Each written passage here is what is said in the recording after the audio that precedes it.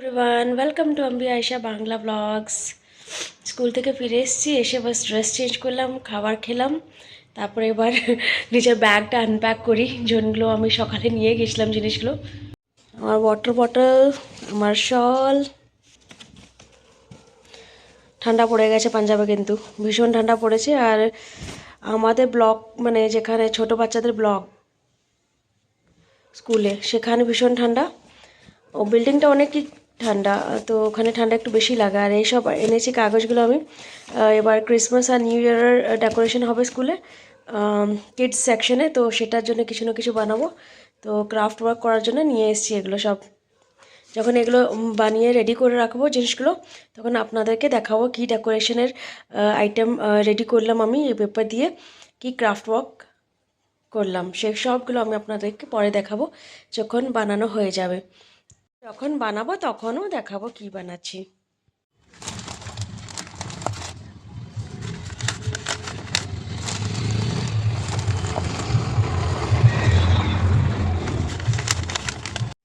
School থেকে না আসতে আসতে দেখছি কাস্টমার এসছে দোকানে।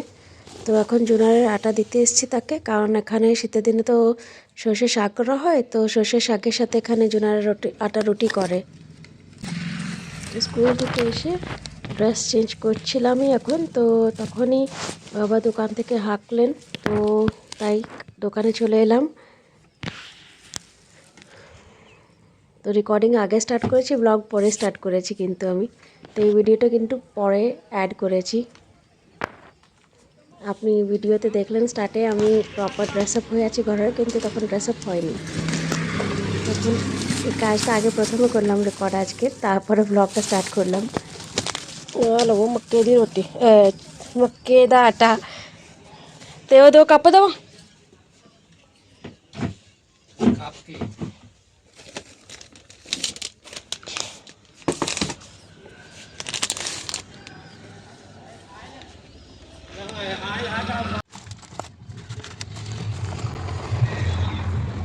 প্রত্যেক বছর শীতের টাইমে এই আইটেমটি আমাদের দোকানে আসে, এটাকে বলা হয় ক্রিম কেক, কারণ কাপের ভেতরে শুধুমাত্র ক্রিম থাকে, কেক দেওয়া থাকে না।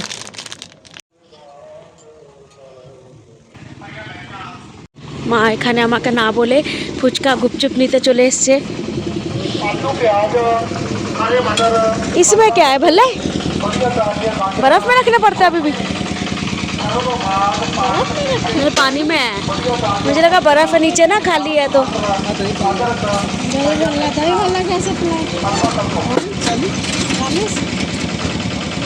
এখানে জল, পাঞ্জাবের ফুচকার জল।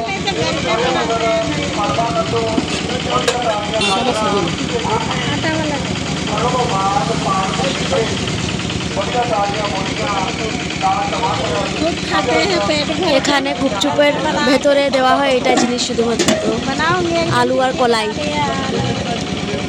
এখানে আমাদের বাঙালির মতন ভ্যারাইটি নেই। धूप कितना अच्छा लग रहा है चलते हुए, देखना ब्रिटिश ब्रिटिश।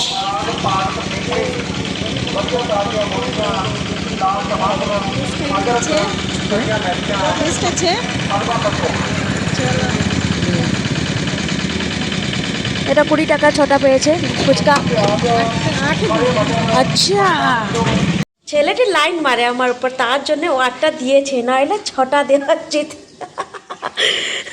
সরি, মজা করছি, আসলে সত্যি মজা না, এটাও সত্যি। মানে ছেলেটি না, জানি না কেন, ও দেখলেই না শুধু আমাকে মুচকি মুচকি হাসে। তো এমনিতে 10টা না, 10টা না, 20 টাকা 6টা দেয়, 10 টাকা 3টে। তো আজকে 8টা দিয়েছে ও। ভেতরে ভালো করে দেখিয়ে দিই আপনাদেরকে এখানে কি দিয়েছে ও আলুর মধ্যে।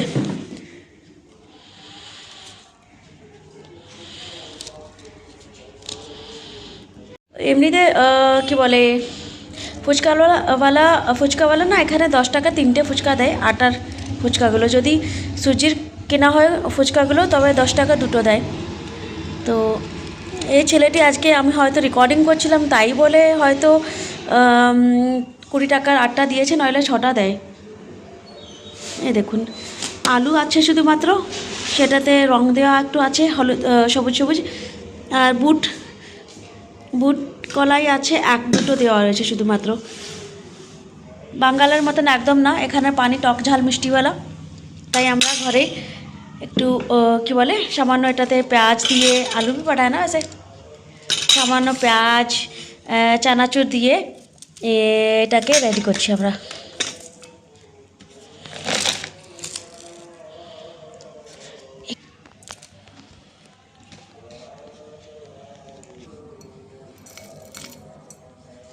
और डालना डालो चनाचूर, चुर चुर चुर, चनाचूर जोर गरम।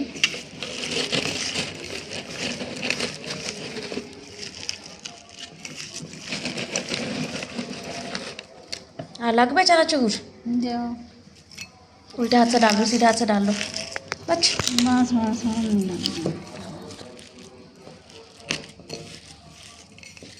জলটা একটু খেয়ে দেখি, ভালো লাগবে খেতে।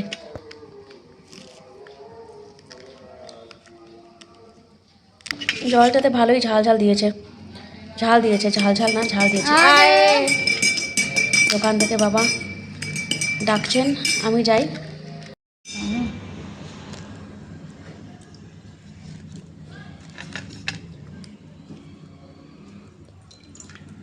हो ছেড়ে দাও उसमें। এটা গেল আমার মুখে। ये क्या किया?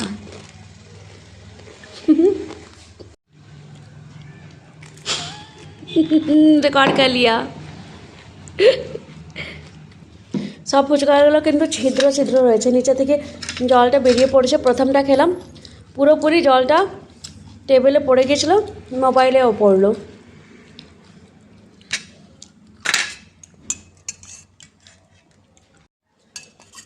টেস্ট করে একবার দেখবো। এবার মা আগে থেকে চামচ দিয়েছে, হ্যাঁ এবার ঠিক আছে এটা। এটা হয়েছে ঠিক।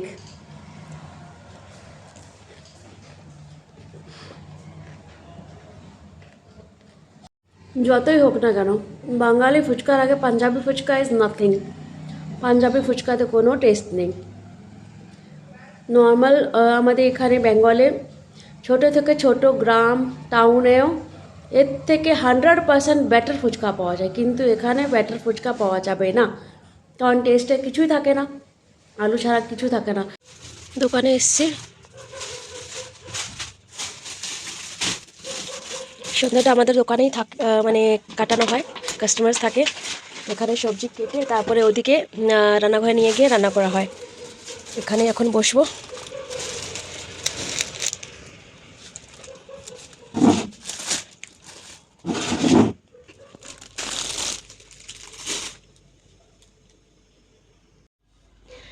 মায়ের কলম হারিয়ে যায়, তাই উনি জোগাড় লাগিয়েছেন, ড্রয়ারের হ্যান্ডেলের সাথে একটি কলমকে বেঁধে রেখেছেন। আজকে হবে আলু ভাজা, তাই দোকান থেকে আলু নিয়ে কাটাকাটি চলছে। মায়ের ইনস্ট্রুমেন্ট আপনি আগেও দেখেছেন যারা আমার রেগুলার ভিউয়ার্স। इंस्ट्रूमेंट ना এটাকে বলবো कटर। इससे नहीं काटोगे?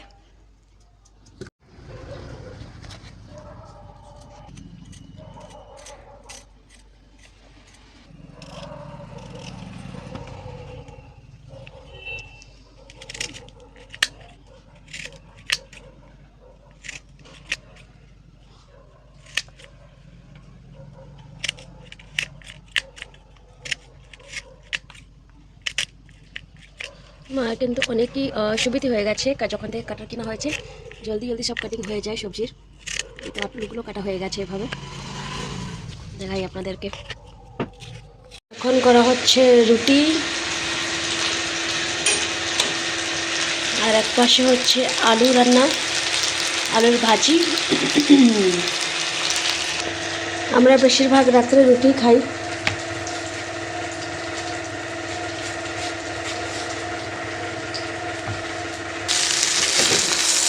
কারণ এখানে ঠান্ডা বেশি পড়ে, তো শীতের টাইমে তো একদম মানে রুটি খাওয়াই হয়। গরমের দিনেও খাই রুটি, এক টাইম ভাত আসলে খাওয়া হয়, এক টাইম রুটি। রাত্রে রুটি খাই আর দুপুরে ভাত খাই আমরা।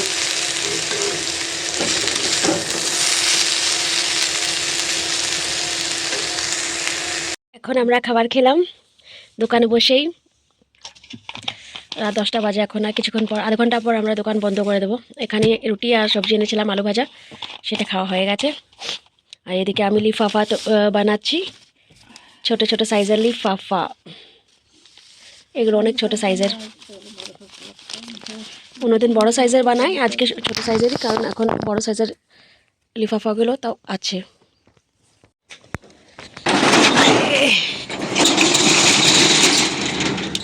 সব দিকে কিচ্ছু নেই, কেউ নেই, বন্ধ সব কিছু। আজকে আমাদের দোকান বন্ধ করতে অনেক লেট হয়ে গেল। শীতের কারণে হয়তো আজকাল জলদি বন্ধ হয়ে যাচ্ছে এখানে, নইলে পাশে দোকানটা রয়েছে ওখানে, ওই দোকানটা জলদি বন্ধ হয় না, আমাদের পরে বন্ধ হয় রাত 11টা, 11:30টার সময়। কিন্তু আজকে ওরা জলদি বন্ধ করে দিয়েছে, আজকেও করে দিয়েছে, কালকেও জলদি করে दिएছিল বন্ধ। सब चले जाते हैं, अब हम ही रह जाते हैं।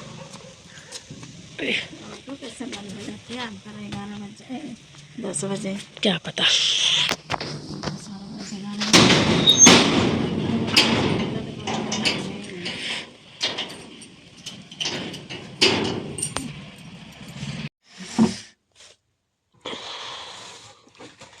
এবার টাকা কালেক্ট করে সব গোনাগানি হবে, তারপরে বন্ধ করবো দোকান।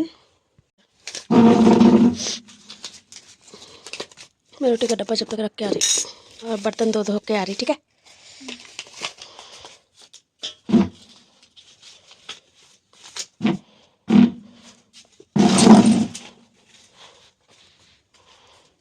দুটো বাসন আছে, সেগুলো আমি কিচেনে গিয়ে ধোবো, তারপরে আসি আবার মায়ের কাছে দোকান বন্ধ করতে।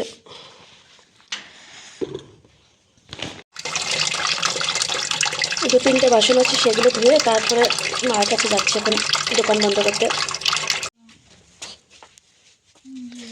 এবার ক্যামেরাটা ঠিক হয়েছে, আগে যখন রেকর্ড করলাম তখন পরিষ্কার আসছিলই নেই, ক্যামেরাতে রেকর্ডিংই হচ্ছিল না। হয়ে গেল না। दाल कौन सा बनाना है, मसूर कि हरी मूंग?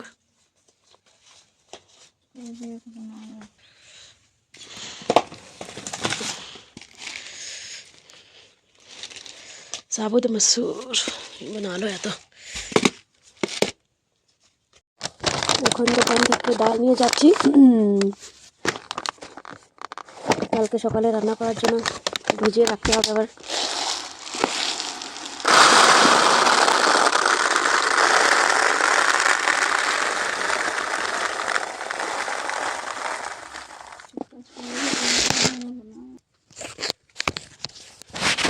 মা বলছেন সাদা ছোলা অনেকদিন থেকে রান্না হয়নি, তো এবার এই ডালটি এই ডালটি এখন ক্যান্সেল হয়ে গেছে। এবার সাদা ছোলাগুলো বের করব, বড় এখানে পাওয়া যায় সাদা ছোলা, তো সেটা বের করব। এটা আবার ডাব্বাতে ফিরিয়ে রেখে দিই।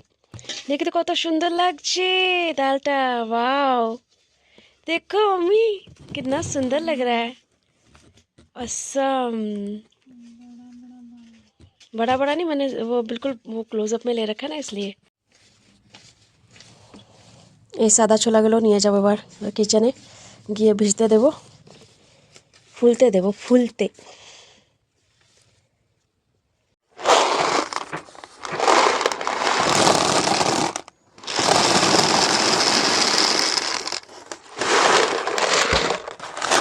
দেখো আমি এটা ঠিক আছে,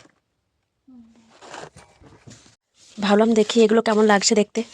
তখন ডালটা তো দেখতে ভালো লাগছিল, ডালগুলো এটাও ঠিকই লাগছে, কিন্তু ওটা দেখতে বেশি সুন্দর লাগছিল, জুম জুম।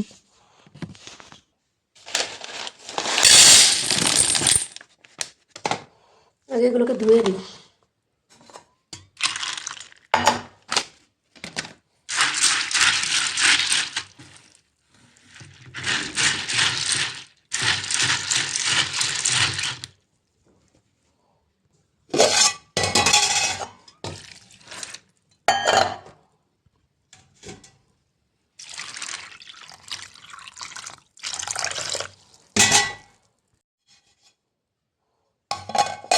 ব্লগ अभी बाकी है दोस्तों, এখনো টাইম হয়নি শোয়ার, এখন দুধ গরম করা হবে মা আর আমার।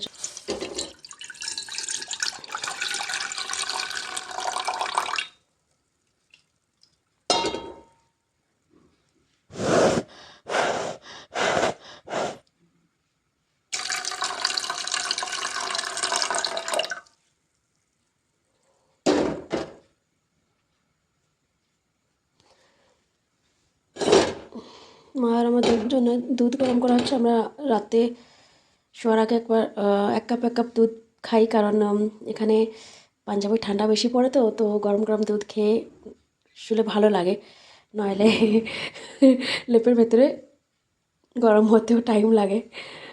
ভীষণ ঠান্ডা পড়ে প্রচণ্ড এখানে পাঞ্জাবে।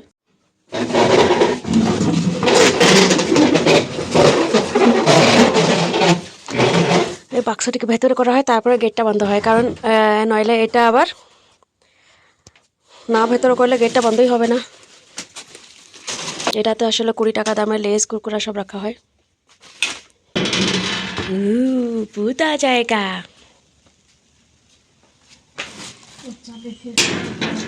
अंदर आ चाबी।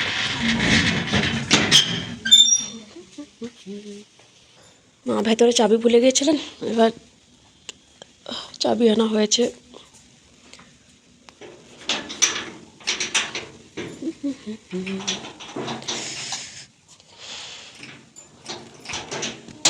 আকাশে তারা রয়েছে, বাতাসও ভালোই চলছে। चलो कर लो बंद ग्रिल, मैं जाऊँ दूध गम।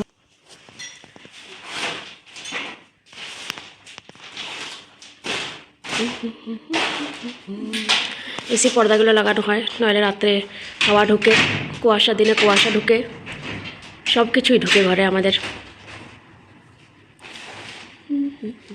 আগে গ্রিলটা ছিল না, গ্রিলটা ছিল না বলে চুরি হয়ে গেছিলো ঘরে। ঘরে আমরা সবাই ভেতরে শুয়ে রয়েছিলাম, আর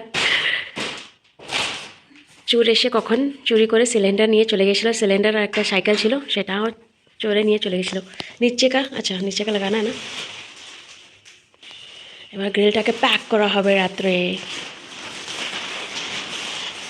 নিচে একটা প্লাস্টিক আরও দেওয়া হয়। আগে আমরা পুরো গ্রিলে না সেলাই করে প্লাস্টিকটা পুরোপুরি গ্রিলের উপরে, জালির উপরে সেলাই করে করে লাগিয়ে দিতাম। মানে এভাবে এসি পর্দা লাগানো ছিল না রড দিয়ে, একদম এটার গায়ে গায়ে, জালের গায়ে গায়ে লাগাতাম। এখন আর লাগাই না জালের গায়ে, কারণ এখন রডটাই লাগানো হয়ে গেছে পার্মানেন্ট। গরমের দিনে আবার পর্দা যদি লাগা থাকে তো ঘরটা ঠান্ডা থাকে, আর শীতের দিনে পর্দা লাগিয়ে রাখলে হাওয়া ঢুকে না। चलो हम जाए किचन में, देखे दूध का क्या हाल है। दूध का मशीन का कवर किधर गया।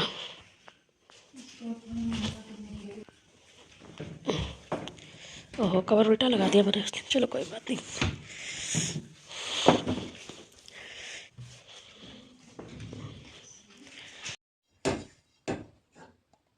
মায়ের কাপে ঢেলে নিয়েছি, এবার আমারটাকে ঢালি।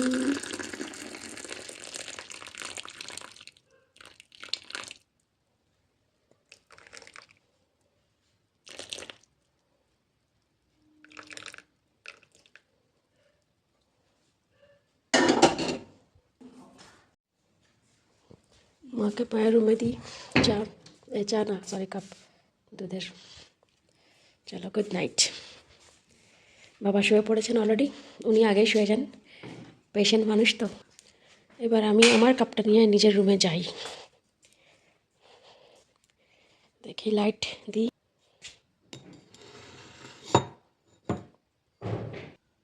দেখছেন আমার সোফা কাম বেডের উপরে কেমন কতগুলো কাপড় অগুছালো পড়ে রয়েছে। এগুলো গুছিয়ে রাখা হয়েছে, কিন্তু এগুলো এখনও আমি আলমারিতে রাখিনি, আর এগুলো গোছাতে হবে আমাকে আবার। তো আর ব্লগ রেকর্ড করব না, তো এখন এই কাপড়গুলো, এই ধারের কাপড়গুলো এখন গোছাবো, তারপরে ঘুমাবো। তো এগুলো আগে গুছিয়ে নিই, দুধটা খেয়ে তারপর ওটা গোছাচ্ছি। গুছিয়ে রাখাটাই ভালো, নইলে বিচ্ছিরি অবস্থা লাগছে বেডের, ভালো লাগছে না দেখতে। আজকের ব্লগটা তবে এখান অবধি রাখি। আপনাদের সাথে দেখা হচ্ছে তবে আগামীকাল। ভালো থাকবেন আর হ্যাপি থাকবেন। দেখা হচ্ছে নেক্সট ব্লগে, বাই বাই।